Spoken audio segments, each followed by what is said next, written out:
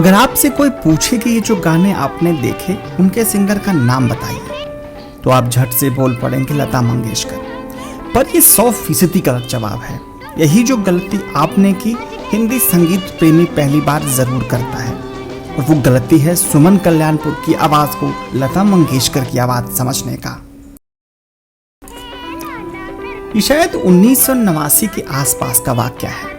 दूरदर्शन के अंताक्षरी प्रोग्राम छाया गीत में गाना बजता है, नाना करते प्यार तुम्ही से कर बैठ। प्यार तुम्ही से कर बैठे। उसके बाद शो के होस्ट गायकों का नाम बताते हैं मोहम्मद रफी और लता मंगेशकर। शो खत्म होने के थोड़ी देर बाद प्रसार भारती के दफ्तर में एक फोन आता है। फोन करने वाले शख्स का नाम है चारुल कल्याणपुर। चारुल उन्हें बताती हैं कि यह गीत लता मंगेशकर ने नहीं बल्कि उनकी मां सुमन कल्याणपुर ने गाया है। हालांकि कोई उनकी इस बात का यकीन नहीं करता।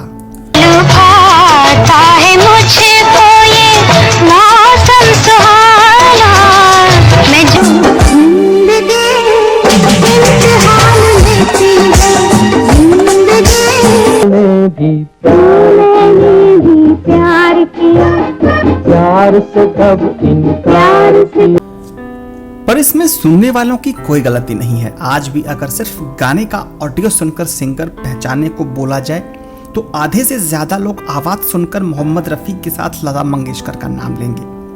वजह सिर्फ इतनी कि सुमन कल्याणपुर जी और लता मंगेशकर जी की आवाज की मधुरता और बारीकियां लगभग एक जैसी ही हैं।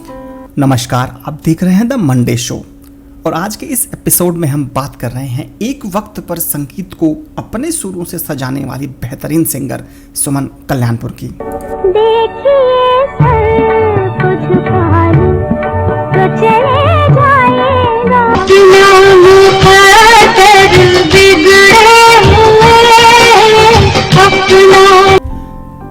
सुरीली और मधुर आवाज से लाखों दिलों का दिल जीतने वाली सुमन कल्याणपुर को 74वें गणतंत्र दिवस पर पद्म भूषण पुरस्कार से नवाजा गया। फिल्म जगत के कुछ सबसे लोकप्रिय गानों को आवाज देने के बावजूद सुमन कल्याणपुर को उनकी असली पहचान नहीं मिल पाई। इसकी भी सबसे बड़ी वजह उनकी आवाज ही थी। सुमन कल्याणपुर और लता मंगेशकर की आवाज में फर्क मालूम करना मतलब दूध से पानी को अलग करना।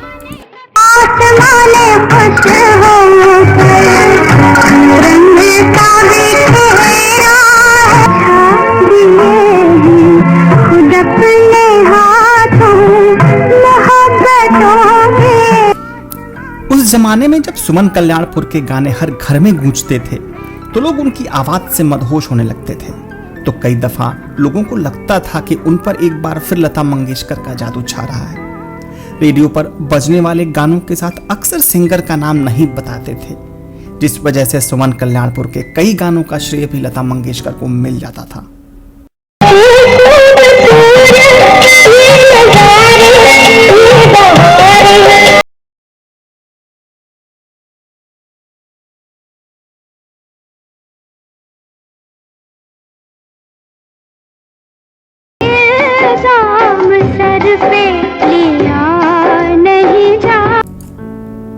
सुमन उस दौर में फिल्मों में आई जब हिंदी संगीत जगत में लता मंगेशकर का सिक्का चलता था।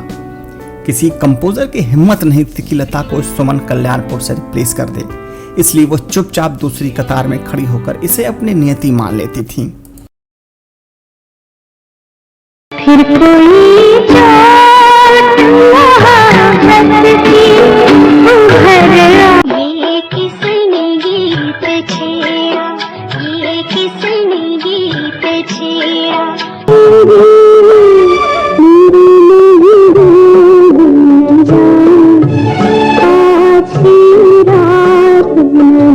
उन्नीस 1950 और 60 का दशक हिंदी संगीत जगत का गोल्डन एरा कहा जाता है। इस दशक ने हिंदी फिल्म इंडस्ट्री को किशोर, रफी, मुकेश, लता और आशा जैसे नगीने दिए। फीमेल वॉइस के नाम पर सबकी पसंद लता मंगेशकर थीं। उनकी डिमांड ऐसी कि उस दौर में लता जी एक गाना गाने के 100 रुपए लेती थीं। बिजी शेड्यूल और महंगी फीस के चलते ज्यादातर प्रोड्यूसर्स को उनकी डेट्स मिलती ही नहीं थी, और कुछ उनकी महंगी फीस की वजह से उनके पास जाते ही नहीं थे। मेरा प्यार भी तू है, ये बहार भी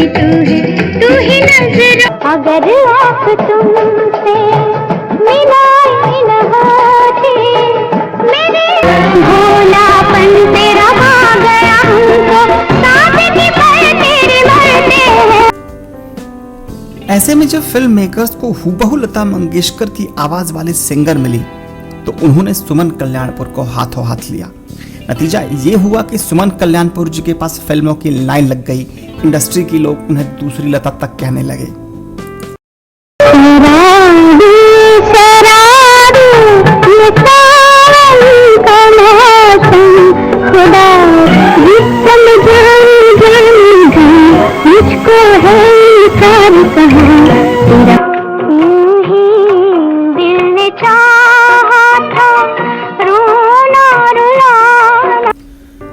ये 1960 के आसपास की बात है।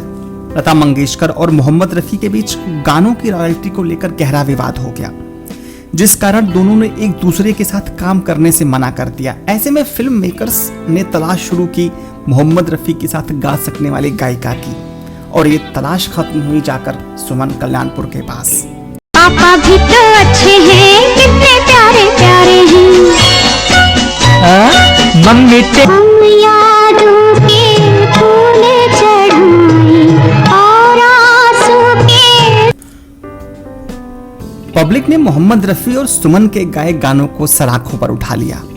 वो गाने खूब चल निकले। उस वक्त किसी को एहसास ही नहीं हुआ कि जिस आवाज को वो सुन रहे हैं वो लता मंगेशकर की आवाज नहीं है। सुमन कल्याणपुर ने रफी साहब के साथ लगभग 140 से ऊपर गाने गाए। सुमन कल्याणपुर के जीवन में ऐसा कई बार हुआ जब उनकी आवाज को लता मंगेशकर की आवाज समझ लिया गया। इसके बावजूद सुमन कल्याणपुर लता मंगेशकर को अपना आदर्श मानती हैं। सुमन कल्याणपुर ने एक पुराने इंटरव्यू में कहा था कि वह बचपन से लता मंगेशकर के गाने गाती थी और लता मंगेशकर उनकी प्रेरणा रही हैं।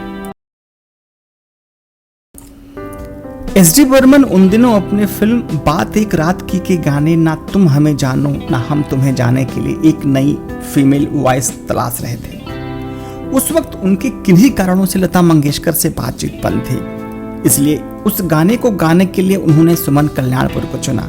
और मजेदार बात यह रही कि सालों तक लोगों को यह पता नहीं चला कि ये गाना लता मंगेशकर ने नहीं गाया है। तुमसे ओ दीवाने कभी मोहब्बत न मैंने करनी थी, तुमसे ओ दीवाने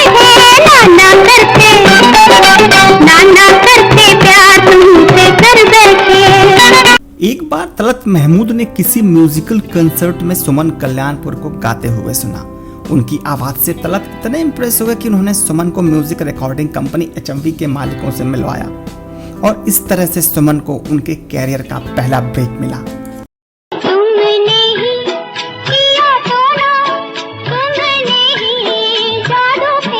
मेरा प्यार भी तू है, ये बहार भी तू है, तू ही नजर। सुमन कल्याणपुर ने हिंदी, मराठी के अलावा गुजराती, मैथिली, तमिल, भोजपुरी, पंजाबी जैसी कई भाषाओं में गाने गाए। फिल्म मंगू से शुरू हुए फिल्मों में गाने के सफर ने आगे खूब रफ्तार पकड़ी।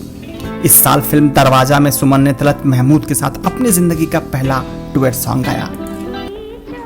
सुमन का रुझान बचपन से ही पेंटिंग और म्यूजिक की तरफ था, जिसके चलते स्कूल के बाद ग्रेजुएशन भी उन्होंने आर्ट्स में की। वो पेंटर बनना चाहती थी, लेकिन सुमन जी की आवाज की परख उनके पड़ोसी और पिता के दोस्त पंडित केशव राव भोले को हो गई। उन्होंने सुमन के पिता से सुमन को संगीत सिखाने की बात की। पहले तो सुमन शौकिया ही संगीत सीख रही थी, लेकिन समय के साथ साथ उनकी संगीत में रुचि बढ़ने लगी। सुमन कल्याणपुर की बेशकीमती आवाज के बावजूद भी उन्हें फिल्म जगत में वो सम्मान, वो प्यार नहीं मिला जिसकी वो हकदार थी। हालांकि बहुत से फिल्म मेकर्स ने उन्हें लता की कॉपी कहकर रिजेक्ट कर दिया।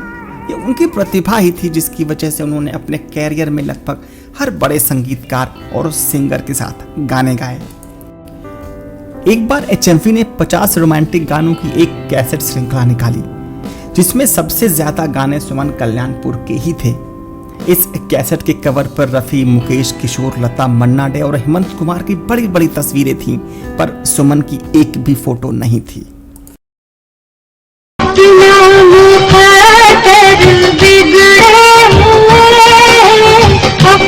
एक बार एक बातचीत के दौरान सुमन कल्याणपुर ने बताया कि पंडित जवाहरलाल नेहरू के सामने ऐ मेरे वतन के लोगों गीत को गाने के लिए उन्हें बुलाया गया था।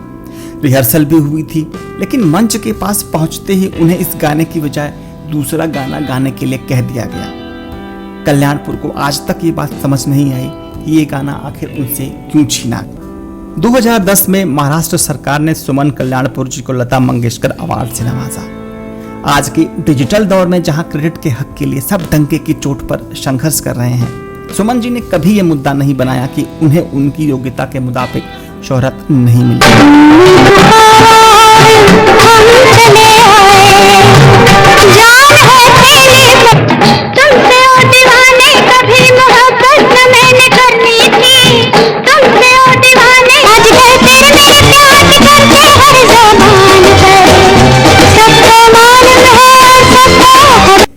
तो आज का हमारा एपिसोड आपको कैसा लगा, हमें कमेंट बॉक्स में ज़रूर बताइएगा और हमें ये भी बताइएगा कि अगली कहानी आप किसके बारे में सुनना चाह रहे हैं। नमस्कार।